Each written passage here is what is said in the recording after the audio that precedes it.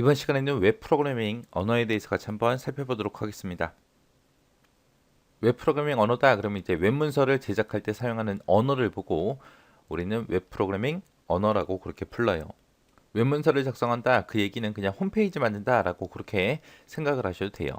자, 첫 번째 거 HTML이요. HTML은 가장 기초가 되는 거죠. 가장 기초가 되는 걸로 학교 다닐 때 배우신 분도 아마 계실 거예요. 인터넷 표준 문서인 하이퍼텍스트라는 문서를 만들기 위해 사용하는 언어다. 그게 HTML이요. 얘는 뭐 특별한 데이터 타입 같은 게 없어요. 데이터 타입 같은 게 없고 그냥 단순히 그냥 텍스트로만 되어 있습니다. 그래서 호환성이 좋고 사용이 편리해요. 그 다음에 DHTML이요. 얘는 다이나믹 HTML인데 다이나믹이다 그러면 이제 동적이죠, 동적. 그래서 기존에 가지고 있던 원래 가지고 있던 HTML 거기에 비해서 이제 애니메이션이 강화된 거예요. 애니메이션이 강화돼서 사용자와 상호작용에 좀 더 민감한 그런 동적인 웹페이지를 만들 수 있도록 그렇게 만들어진 언어를 보고 DHTML이라 그래요. 그 다음에 SGML이요. SGML이다 그러면 얘는 뭐냐? 텍스트가 됐든 이미지가 됐든 오디오가 됐든 비디오가 됐든 이런 걸 전부 다 포함하고 있는 그런 멀티미디어 전자문서 같은 것들을 서로 다른 기종 시스템들과 정보 손실 없이 효율적으로 전송하고 저장하고 자동 처리하기 위한 그런 언어를 보고 SGML이라고 그렇게 부릅니다. 자, 그 다음 이제 XML이요. XML은 다른 말로 뭐라고 부르냐면은 메타 태그 언어라고 그렇게 불러요. 메타 태그 언어. 메타 태그 언어라고 부르고요. 얘는 확장성 생성이라는 그런 뜻으로 되어 있고 얘는 기존의 HTML의 단점을 보완한 거예요. 그래서 웹에서 구조화되고 폭넓은 다양한 문서를 상호 교환할 수 있게 그렇게 설계된 언어입니다. 얘는 기존 HTML에서 사용자가 직접 새로운 태그를 내가 정의해서 사용할 수 있다는 거. 새로운 태그를 정의해서 사용할 수 있더라. 그리고 문서의 내용이랑 이거를 표현하는 방식이 독립적으로 되어 있습니다. 기존 HTML 같은 경우에는 이제 웹문서를 작성할 때 이제 문서의 요소나 속성 같은 것들 어떤 규칙에 따라 기술해야 되는지 그거에 대한 기준을 보고 DDT라 그래요. DDT라고 하는데 이 XML은 DDT가 고정되어 있지 않아요. 고정되어 있지 않기 때문에 논리적인 구조를 표현할 수 있는 그런 유연성을 가집니다. 그리고 콘텐츠에 대해서 정확히 선언할 수 있도록 그렇게 도와주고 그리고 여러 가지 플랫폼에서 이제 의미 있는 검색 결과가 잘 나올 수 있게 그렇게 사용할 수 있는 게 XML이에요. 아까 좀 전에 SGML이라는 거 했었죠. 멀티미디어 전자문서들을 정보 손실 없게 효율적으로 전송하고 저장하고 자동 처리하기 위한 언어다라고 했었는데 그 SML의 부분 집합이에요, 얘가. 얘가 이제 웹 문서에서도 쉽게 응용하고 그리고 특정 부분을 요약해서 배우기 쉽게 간략하게 그렇게 만들어 놓은 SGML의 부분 집합이다. SGML의 부분 집합이다.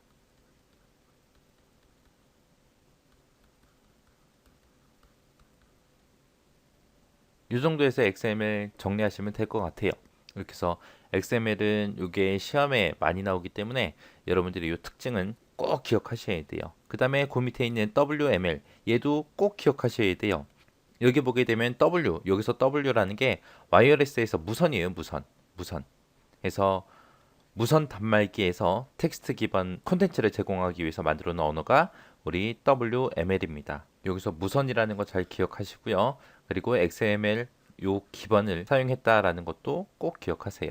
그래서 시험 문제 이제 이런 말이 나올 거예요. 휴대폰이다, PDA다, 양방향 후축이다라는 이런 말들이 나올 거예요. 이런 말이 나오면서 이제 무선 단말기에서 텍스트 기반의 콘텐츠를 제공하기 위해 사용하는 언어가 뭐냐라고 물어볼 거예요. 그럼 정답은 WML이 되겠죠. 그래서 여기서는 무선이라는 말 잘 기억하시고요.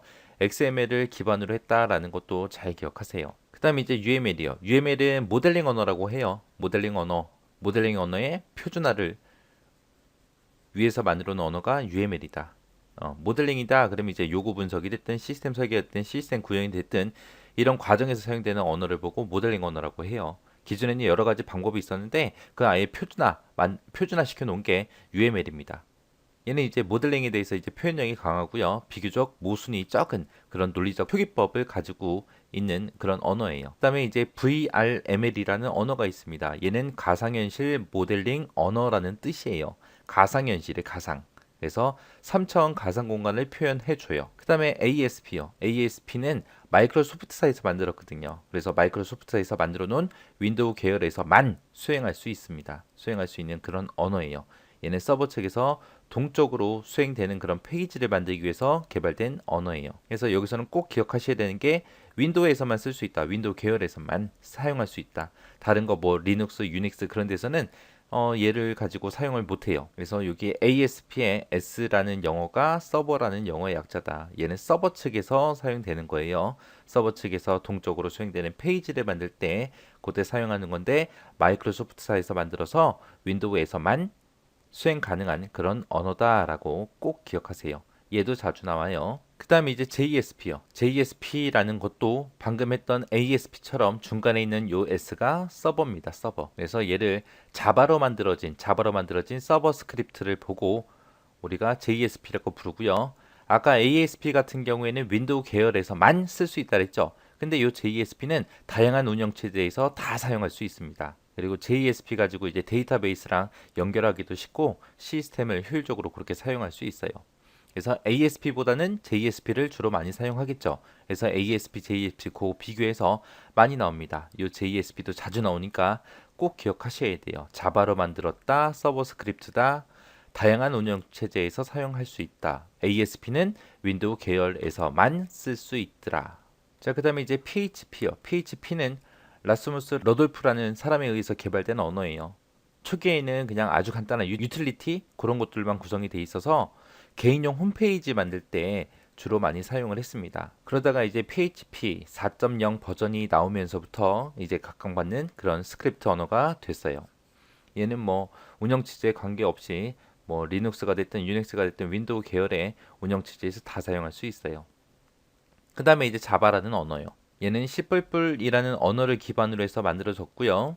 얘는 웹상에서 멀티미디어 데이터를 효율적으로 처리할 수 있게 그렇게 만들어진 객체 지향 언어를 보고 자바라고 해요. 얘는 네트워크 환경에서 분산 작업이 가능하도록 그렇게 설계된 프로그래밍 언어예요. 그래서 운영체제 관계없이 독립적으로 실행할 수 있는 그런 프로그램을 작성할 수 있습니다. 여기서는 이제 멀티 스레드라는 기능을 제공하기 때문에 여러 작업을 동시에 처리할 수 있습니다. 그 다음에 이제 자바스크립트요. 자바스크립트는 일반 사용자가 프로그래밍 하기 힘든 그런 자바 애플릿의 단점을 극복하고자 해서 개발된 게 자바스크립트예요. 자바스크립트는 자바 프로그램보다는 쉬워요.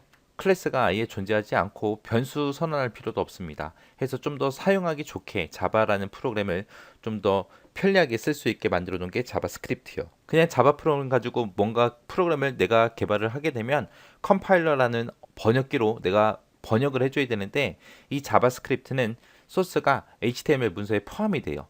그래서 직접 번역하고 실행이 되는 거예요. 웹브라우저에서. 이 자바스크립트는 주로 이제 웹브라우저 같은 거 이제 좀 더 보기 좋게 그때 이제 꾸미는데 주로 사용을 합니다. 자, 펄이라는 언어는 초기에 이제 CGI 기능을 구현하기 위해 사용을 했어요.